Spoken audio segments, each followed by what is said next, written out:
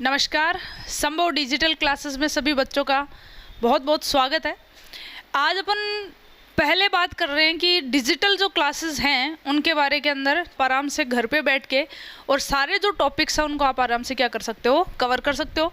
हमने अपनी तरफ से जैसे हम क्लासेस के अंदर जो मैटर प्रोवाइड करवाते हैं वही प्रोवाइड आपको यहाँ पे वीडियो के माध्यम से करवाने की कोशिश की है। आप ऐसे नहीं सोचेंगे कि ऑनलाइन क्लासेस और ऑफलाइन क्लासेस जो है उनके अंदर बहुत ज़्यादा डिफरेंस है, क्योंकि अपन क्या करते हैं कि बिल्कुल आप लोगों को वैसे ही मैटर प्रोवाइड करवाने की कोशिश की जाती है एक टीचर के द्वारा, जैसा आप क्लास के अंदर पढ़ाते हो। ठीक है, तो आपको क्या करना है कि सबसे पहले ये जो ऐप है इसको डाउनलोड कर लेना है, और डाउनलोड करने के बाद में आपको जैसे जैसे इसके अंदर जो वीडियोस आते जाएंगे आपको कंटिन्यू वो वीडियोस क्या करने हैं, देखने हैं, ताकि आपको सारे टॉपिक्स जो है वो क्या हो जाएं, क्लियर। इनके अंदर जो है ऐप के अंदर तो आपको सारी जो यूनिट वाइज हैं, एक यूनिट के जितने भी वीडियो हैं वो सब एक साथ प्रोवाइड करवाए जाएंगे। तो आपको इसके अंदर ये भी कन्फ्यूज़न नहीं रहेगा कि अगर एक वीडियो देख लिया तो फिर नेक्स्ट वीडियो कैसे मिलेगा। तो जितनी भी यूनिट है उनको बिल्कुल सिस्टमेटिक करवाया गया है।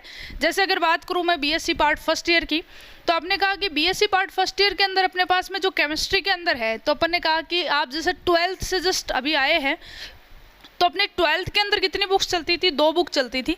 लेकिन अब यहाँ पे अपने पास में 3 पोर्शन है, तीनों को क्या कर दिया गया, अलग। जैसे अपन अगर बात करें पहले तो आपके मिक्स में टॉपिक चलते थे, अब ऐसा नहीं है। अब आपके यहाँ पे जो केमिस्ट्री है उसके अंदर 3 सेपरेट बुक चलेंगी। तो देखिए सेपरेट बुक कौन सी चलती है, थोड़ा सा आपको बता देते हैं। सबसे पहले जो है वो तो क्या चलती है, आपने कहा एक बुक है वो तो चलेगी इनऑर्गेनिक। ठीक है, फिर जो चलती है वो कौन सी चलती है, आपने कहा ऑर्गेनिक केमिस्ट्री। और थर्ड जो बुक है वो कौन सी चलती है, आपने कहा इसमें फिजिकल केमिस्ट्री। ठीक है, तो 3 बुक है। अब मैं आपको फटाफट से एक चीज़ और बता देती हूँ। सभी बच्चे इसके अंदर क्या करेंगे, जो भी फर्स्ट ईयर के अंदर है, आप क्या करेंगे, कोई भी जो आप नोटबुक रखते हैं उस नोटबुक के अंदर फर्स्ट पेज पे सबसे पहले आप क्या रखेंगे, अपने जो भी टॉपिक्स हैं, यानी आपका सिलेबस होना चाहिए, ताकि आपको ये पता रहे कि आपको पढ़ना क्या है। क्यों, कई बच्चे होते हैं जिनको सिलेबस नहीं पता होता। अब सिलेबस नहीं पता होता तो आपने कहा वीडियो किसका देखोगे आप। ठीक है, तो सबसे पहले क्या करना है, कॉपी के पहले पन्ने पे अपन को क्या लिख लेना है, सिलेबस, कि अपन को फर्स्ट ईयर के अंदर केमिस्ट्री के अंदर क्या क्या पढ़ना है। मैथमेटिक्स और फिजिक्स में भी आप ये सेम चीज़ कर सकते हो। तो देखिए आपने कहा इनऑर्गेनिक की बात करें, अब एक चीज़ और, तीनों जो बुक हैं उनके अंदर हमेशा कितनी यूनिट होती है, 5। पहली कौन सी होती है, आपने कहा यूनिट फर्स्ट जो है इनऑर्गेनिक के अंदर, उसकी अगर बात करें तो आपने कहा ये क्या चलेगी, आपने कहा आयनिक बंध चलेगी। ठीक है, तो आयनिक बॉन्ड वाली जो बुक है वो चलती है। आपने आयनिक बंध क्या होते हैं, कैसे होते हैं, इनका सारा डिटेल में अपन को पढ़ना होता है। यूनिट सेकंड देखो, सेकंड जो यूनिट चलती है वो क्या चलती है, आपने कहा कोवेलेंट बॉन्ड चलती है। ठीक है, कोवेलेंट बॉन्ड का मतलब क्या है, आपने कहा सहसंयोजक बंध। ओके, थर्ड जो चलती है तो आपने कहा यूनिट थर्ड की अगर बात करें तो थर्ड क्या आती है, आपने कहा S block elements. S block के जितने भी तत्व हैं वो सब यूनिट थर्ड में। बात करें यूनिट फोर्थ की तो फोर्थ क्या है, आपने कहा पी ब्लॉक एलिमेंट्स। ठीक है, और बात करें अगर लास्ट यूनिट की तो फिफ्थ यूनिट क्या दे रखी है, आपने कहा न्यूक्लियर केमिस्ट्री, और इस न्यूक्लियर केमिस्ट्री के साथ में आपको क्या दे रखी है, आपने कहा रेडियो एक्टिविटी।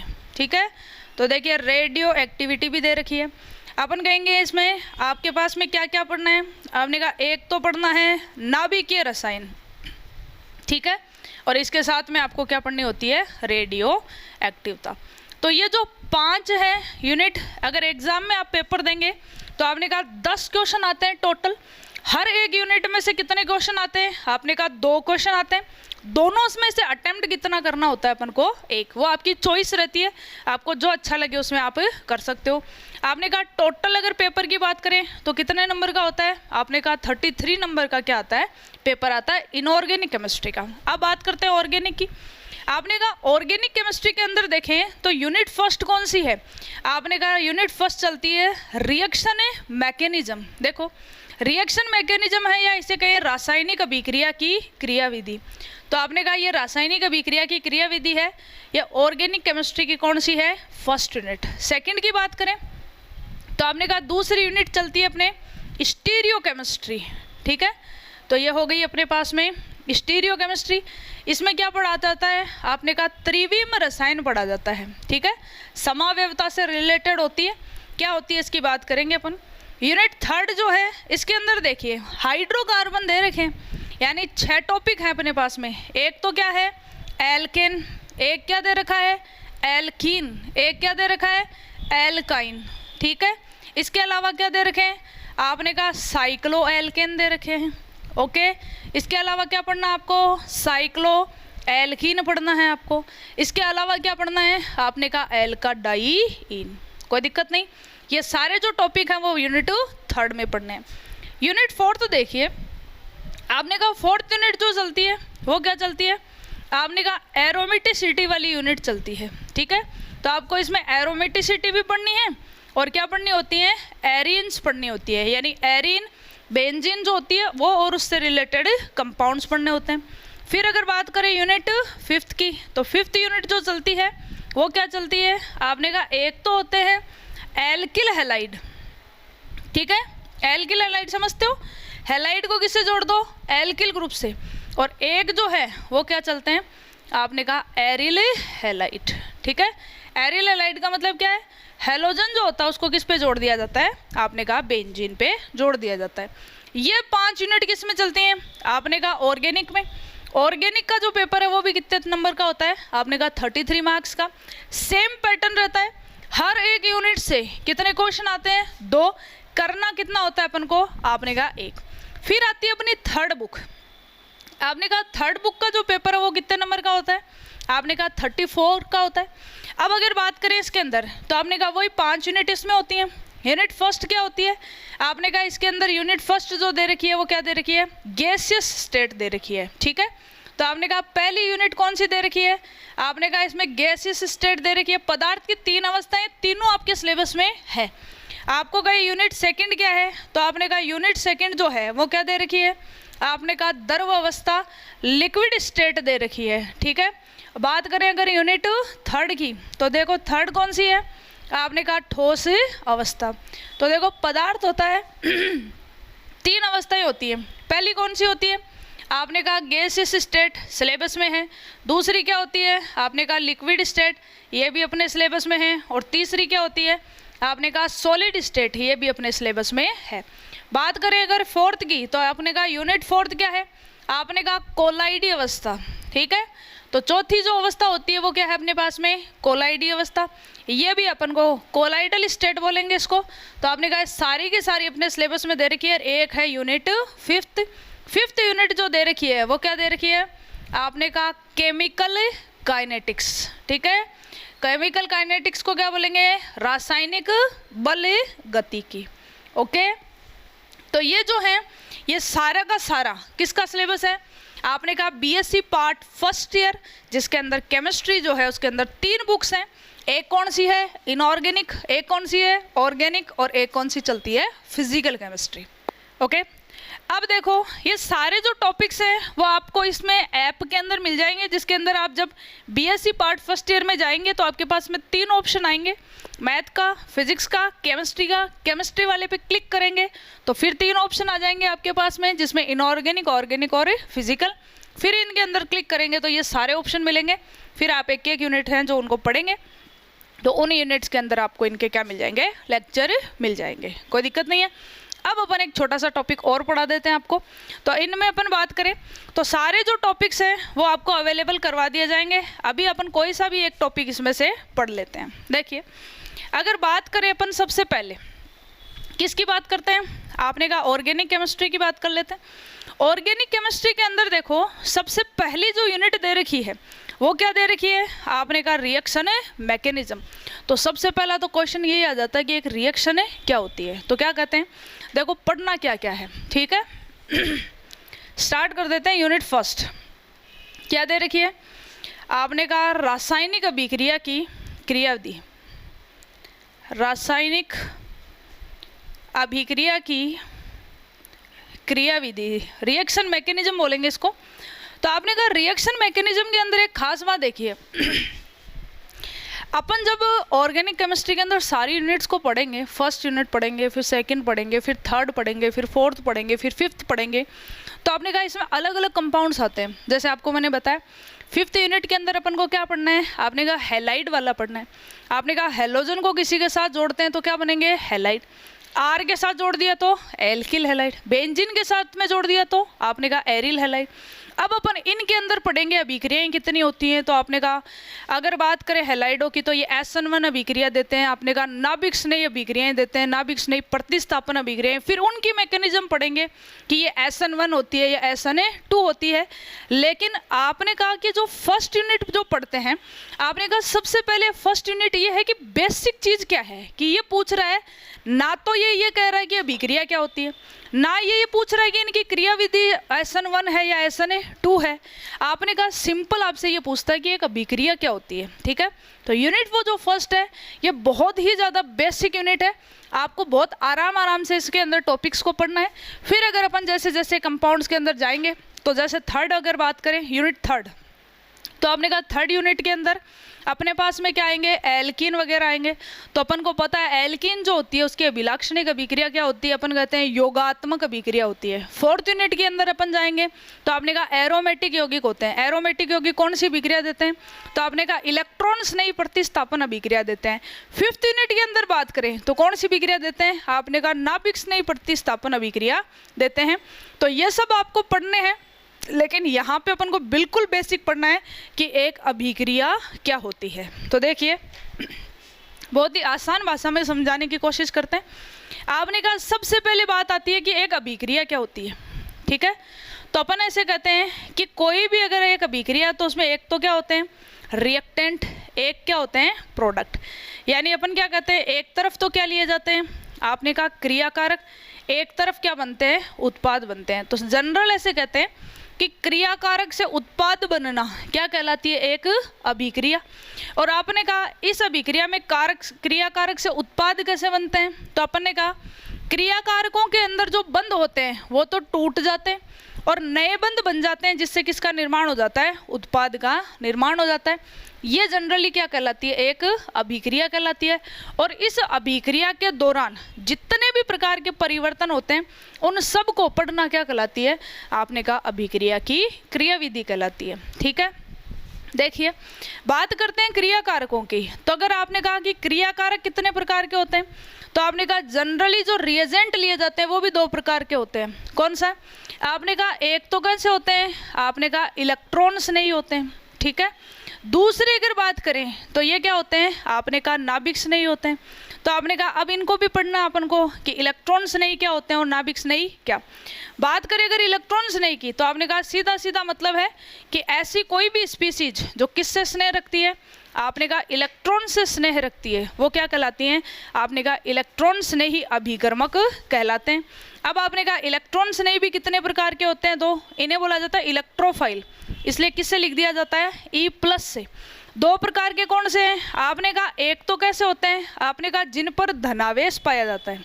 तो आपने कहा पॉजिटिव या ऐसे कहते हैं धनावेशित स्पीसीज। ठीक है, तो आपने कहा जिन पर भी पॉजिटिव चार्ज पाया जाता है।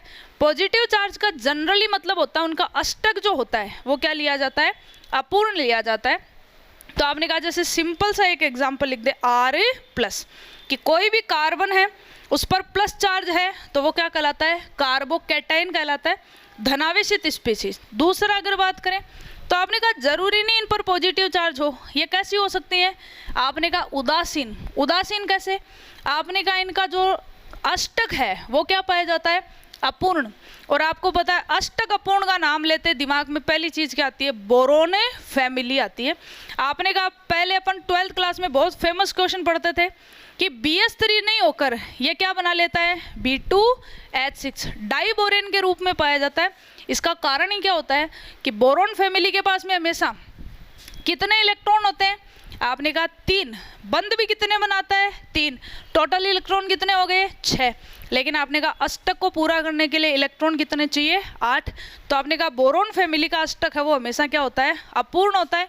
तो ये हमेशा इलेक्ट्रॉनों को क्या करती है, ग्रहण कर लेती है। आपने कहा उदासीन स्पीसीज में आ जाएगा बोरोन फैमिली, जैसे आपने कह दिया BS3 या जैसे नाम ले लिया AlCl3। तो ये किसका है, आपने कहा इलेक्ट्रॉन्स नहीं। बात करें नाभिक्स नहीं की, आपने कहा ये भी दो प्रकार के होते हैं। कौन से, आपने कहा एक तो इन्हें बोला क्या जाता है न्यूक्लियोफाइल, तो आपने कहा एक तो जिन पे नेगेटिव चार्ज होता है, तो अपन क्या कहेंगे एक तो क्या होती है ऋणावेशित स्पीसीज होती हैं। ऋणावेशित स्पीसीज की अगर अपन बात करें तो आपने कहा जिन पर भी नेगेटिव चार्ज पाया जाता है, जैसे एक एग्जाम्पल लिख ले आराम से नॉर्मल सा, आपने कहा OH-, बहुत सारे एग्जाम्पल है, आराम से डिटेल में स्टडी करेंगे, अभी बहुत ही बेसिक सा पढ़ रहे हैं अपन। ओके, दूसरी अगर बात करें तो आपने कहा ये भी कैसे हो सकते हैं, आपने कहा उदासीन हो सकते हैं। उदासीन की अगर बात करें तो आपने कहा उदासीन का मतलब नेगेटिव चार्ज नहीं होना चाहिए, तो आपने कहा नेगेटिव चार्ज तो नहीं है, लेकिन नाभिक से स्नेह करते हैं, नाभिक पे चार्ज कौन सा पाया जाता है पॉजिटिव, यानी इन पर क्या होना चाहिए, आपने कहा इलेक्ट्रॉनों की क्या होनी चाहिए अधिकता। इलेक्ट्रॉनों की अधिकता है या तो नेगेटिव चार्ज लगा दो, वो तो सारे इसमें आ गए, तो दूसरा उदासीन बच गए।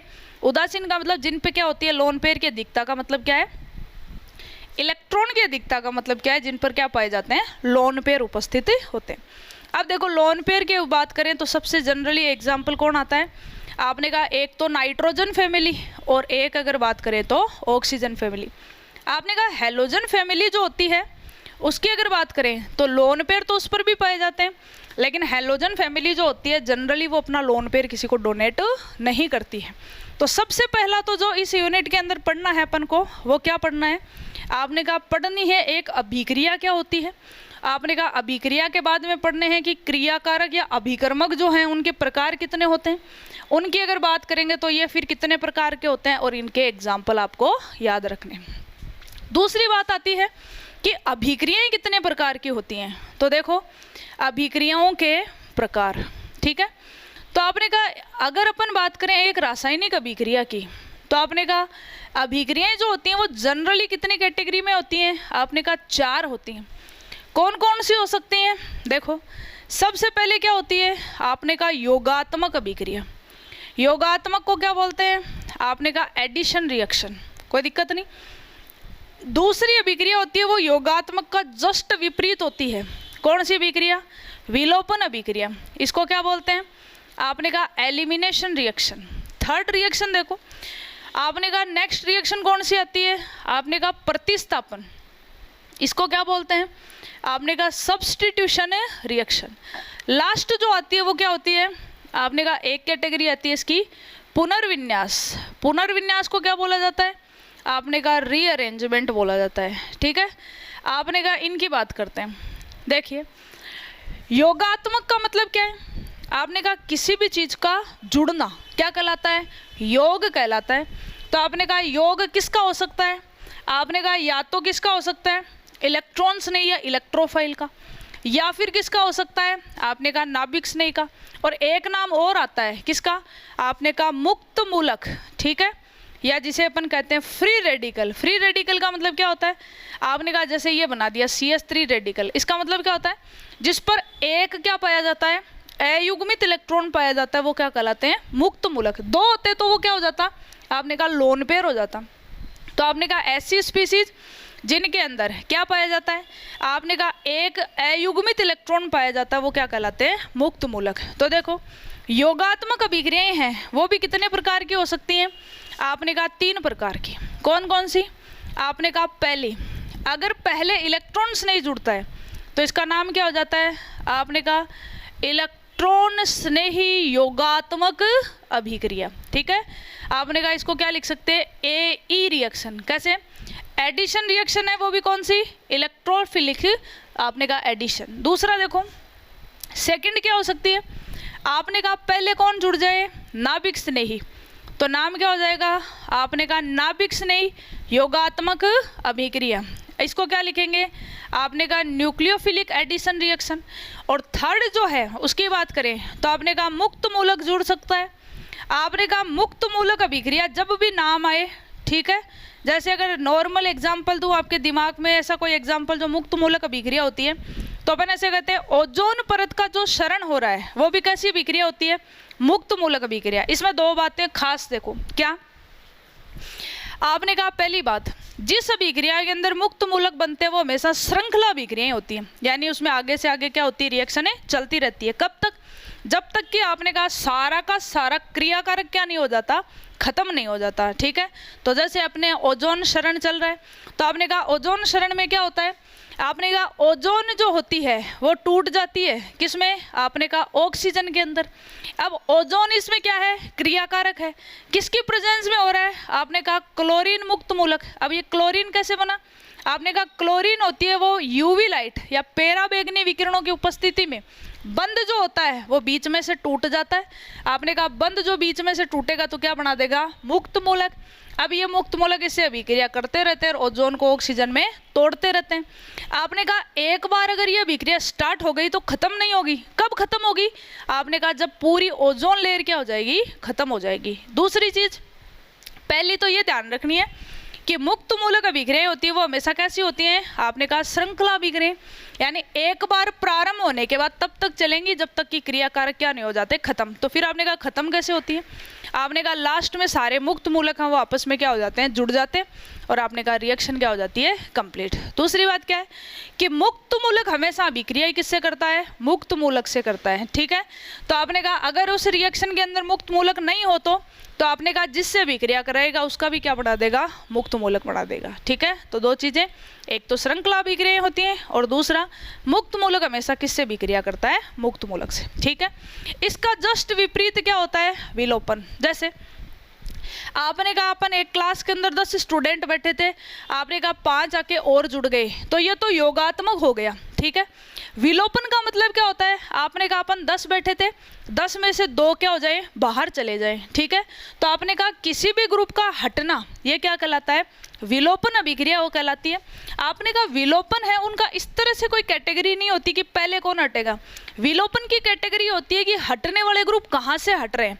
जैसे 1 से हट रहे हैं तो इसको बोलते हैं 1-1 विलोपन, आपने कहा 1 और 2 से हट रहे हैं तो इसको क्या बोलते हैं, 1-2 विलोपन, 1-3 से हट रहे हैं तो क्या बोलेंगे, 1-3 विलोपन, है ना। तो जहाँ से कोई भी ग्रुप हटता है उसके आधार पर इनका नाम दे दिया जाता है विलोपन अभिक्रियाओं का। बात करते हैं प्रतिस्थापन की। आपने कहा प्रतिस्थापन अभिक्रियाएं भी कितने प्रकार की होती है, 3 होती। क्या है, आपने कहा जैसे 10 स्टूडेंट वाला एग्जाम्पल लिया, आपने कहा 10 में से क्या 2 स्टूडेंट नए आ जाएं बाहर से, और जो पहले से बैठे थे उनमें से 2 कहाँ चले जाएं, बाहर चले जाएं। तो आपने कहा इसमें क्या होता है, कोई भी ग्रुप आके जुड़ता है और उसकी जगह कोई दूसरा ग्रुप वहाँ से हट जाता है, तो एक का जुड़ना एक का हटना ये क्या कहलाता है, आपने कहा प्रतिस्थापन कहलाता है। कितने प्रकार का होता है, 3। पहला, कोई भी ग्रुप है किसके कारण हटे, आपने कहा इलेक्ट्रॉन स्नेह के कारण। तो पहले तो क्या हो जाएगा, आपने कहा पहले का नाम हो गया इलेक्ट्रॉन स्नेही प्रतिस्थापन अभिक्रिया। इसको क्या बोलते हैं, आपने कहा प्रतिस्थापन को क्या बोलते हैं, सब्स्टिट्यूशन। इलेक्ट्रॉन स्नेह को क्या बोलते हैं, इलेक्ट्रोफाइल। तो क्या हो गई, आपने कहा SE रिएक्शन। ठीक है, दूसरा आपने कहा कौन सी अभिक्रिया हो सकती है, आपने कहा नाभिक स्नेही। तो देखो सेकंड क्या हो जाएगी, आपने कहा नाभिक स्नेही प्रतिस्थापन अभिक्रिया, क्या बोलेंगे, सब्स्टिट्यूशन रिएक्शन है। कौन सी, आपने कहा नाभिक स्नेही यानी न्यूक्लियोफाइल के कारण, क्या बोलते हैं इसको, SN अभिक्रिया। ठीक है, अगर थर्ड बात करें तो आपने कहा ये कौन सी अभिक्रिया हो सकती है, आपने कहा मुक्त मूलक प्रतिस्थापन अभिक्रिया। तो मुक्त मूलक के कारण होगी तो नाम क्या हो जाएगा, फ्री रेडिकल सब्स्टिट्यूशन रिएक्शन। ठीक है, फोर्थ कैटेगरी देखिए, ये क्या आती है, आपने कहा पुनर्विन्यास। पुनर्विन्यास का मतलब क्या होता है, आपने कहा ग्रुप ना तो बाहर से आके जुड़ते हैं ना कोई ग्रुप है वो बाहर हटता है। आपने कहा कोई भी अगर कम स्थायी संरचना है तो उसमें जो उपस्थित ग्रुप हैं वो क्या करते हैं, आपस में एक दूसरे से स्थान चेंज कर लेते हैं और कम स्थायी से क्या बन जाती है, ज़्यादा स्थायी बन जाती है। आपने कहा अगर इस पुनर्विन्यास की बात करें तो इस ये जो कैरेक्टरिस्टिक रिएक्शन होती है वो किसकी होती है, आपने कहा कार्बोकैटाइन की। यानी जहाँ पर भी कार्बोकैटाइन बनते हैं वो जनरली क्या दर्शाते हैं, आपने कहा पुनर्विन्यास दर्शाते हैं। अब एक नाम आया है कार्बोकैटाइन। देखो कार्बोकैटाइन क्या होता है, आपने कहा कोई भी अभिक्रिया में अपन ने ऐसे लिखा रिएक्टेंट से क्या बन रहा है, प्रोडक्ट बन रहा है, तो क्या कहलाता है? आपने कहा क्रियाकारक से उत्पाद बनना क्या कहलाती है? एक अभिक्रिया। लेकिन एक चीज देखिए, जनरली ऐसे कहा जाता है कि कोई भी अभिक्रिया वो एक ही स्टेप में पूरी नहीं होती है, वो कई चरण में क्या होती है, पूरी होती है। जैसे एक एग्जाम्पल दूँ मैं आपको, अगर मैं ये कह दूँ कि ए है उससे मिलकर क्या बन रहा है, आपने कहा बी से मिलकर क्या बना रहा है, आपने कहा सी बना रहा है, ठीक है। फिर ये सी है वो डी से मिलकर क्या बना रहा है, आपने कहा ई और एफ। फिर ये जो ई है वो आपने कहा एस से मिलकर क्या बना रहा है, प्रोडक्ट बना रहा है, ठीक है। तो इस अभिक्रिया में देखो क्रियाकारक तो क्या है, आपने कहा ए और बी, प्रोडक्ट क्या है, आपने कहा पी। तो अब ये जो बीच में बने हैं ये क्या कहलाते हैं, तो आपने कहा ये क्रियाकारक और उत्पाद दोनों के बीच में बनते हैं, इसलिए इन्हें क्या कहा जाता है, आपने कहा मध्यवर्ती कहा जाता है। तो देखिए एक नाम आ जाएगा यहाँ पे क्या, मध्यवर्ती। तो देखो मैं यहाँ लिख देती हूँ, आपने कहा इनको अपन क्या लिखते हैं, मध्यवर्ती। आपने कहा मध्यवर्ती इंटरमीडिएट का मतलब क्या है, आपने कहा जो भी अभिक्रिया में क्रियाकारक और उत्पाद के मध्य में बनते हैं। और आपके सिलेबस में कितने मध्यवर्ती दे रखे हैं, तो ध्यान रखेंगे 6 क्या दे रखे हैं, मध्यवर्ती। पहला जो मध्यवर्ती है वो क्या दे रखा है, आपने कहा कार्बोकैटायन। कार्बोकैटायन को क्या बोलते हैं, आपने कहा कार्ब धनायन बोलते हैं, ठीक है।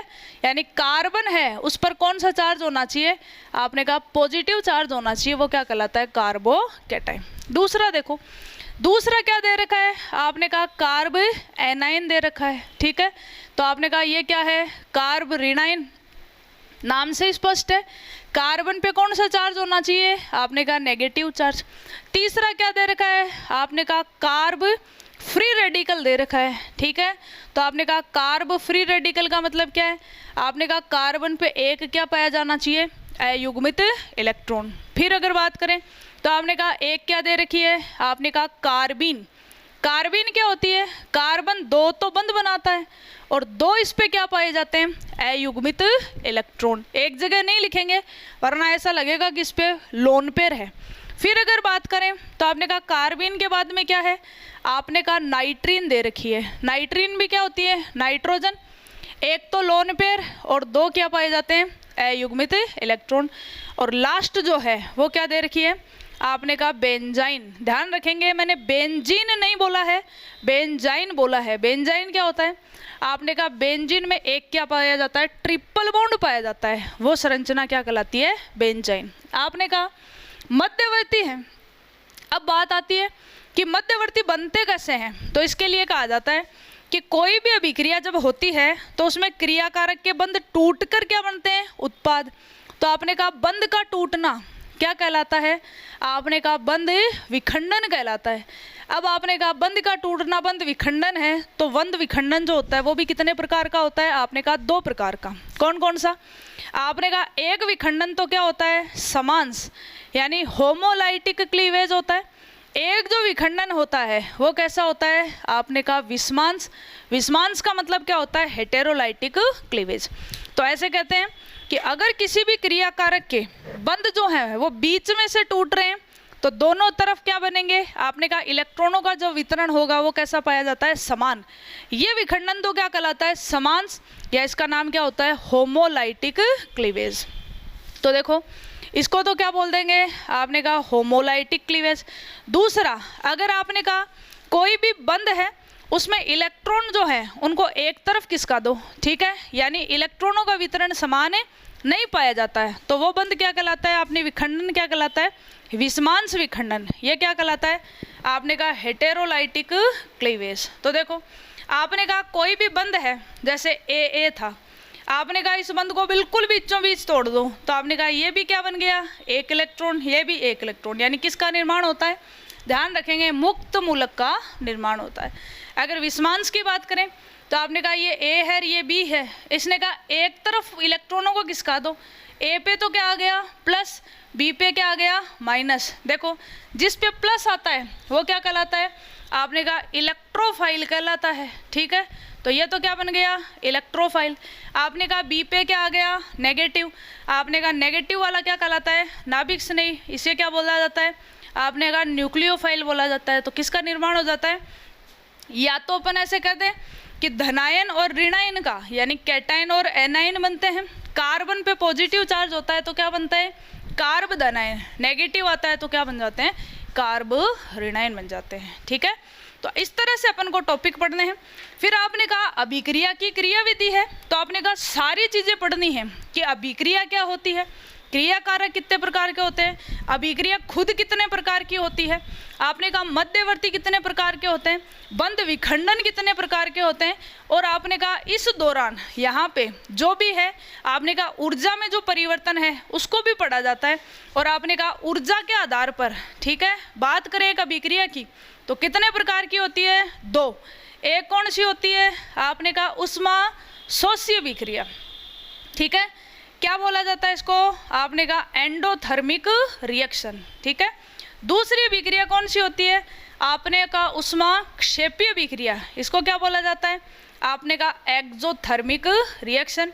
तो आपने कहा ये भी अपन को पढ़नी होती है कि ऊर्जा के आधार पर कोई अभिक्रिया है वो कितने प्रकार की होती है, दो प्रकार, एक उष्मा शोषी, एक उष्मा क्षेपी।